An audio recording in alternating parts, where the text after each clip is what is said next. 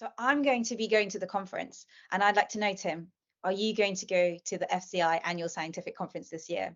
I will absolutely be at the conference, and Yes. some of my team are going to be attending as well. So very much looking forward to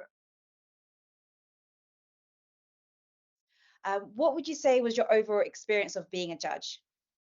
Really, really positive. I have to say. I mean, often, I've done all sorts of assessment exercises in the past that may not necessarily be, abstract, but that's reviewing, applications for membership of certain bodies or things like this. And it gets to a point when you're reading the same thing again and again that you feel like you've done enough.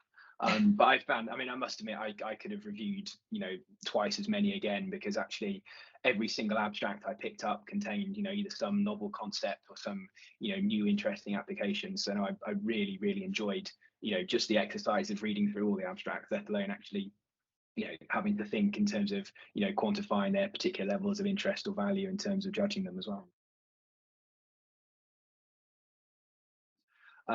But a couple of things that were a theme across several of the abstracts that really resonated with me is actually really, thinking about the human interaction with the technology, because, obviously we have all sorts of trusts all over the country that are now deploying their electronic health records.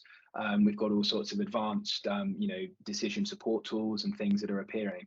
But actually, in order for any of these to have a material benefit on patients, the really key interaction is between the caregivers and then those particular, whether it's support tools or documentation processes or methods themselves. So actually, there are quite a few that really were exploring like sort of the efficacy of the interaction between those two, and either proposing ways that it could be quantified or other ways that need to be thought about in order to optimize, I guess, the entire chain that's associated with the care there, because it's that mix of the documentation, the tools, and then the clinicians obviously all working together to deliver the best thing for the patient.